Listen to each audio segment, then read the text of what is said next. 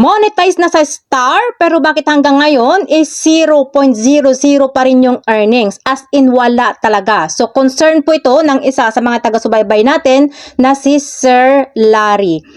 So, ang Star kasi natin guys, hindi po ito kagaya sa content monetization tools na kikita tayo mula sa mga content natin. Kundi, ang kikitain natin dito sa Star ay manggagaling po doon sa mga taga-subaybay natin or sa mga audience natin. Doon sa mga audience natin na nakaka-appreciate doon sa mga content natin. Kaya kahit pa ilang years ka nang monetize sa Star, kung walang magbibigay sa'yo ng Star, syempre, wala ka rin kikitain. Wala ka ding earnings.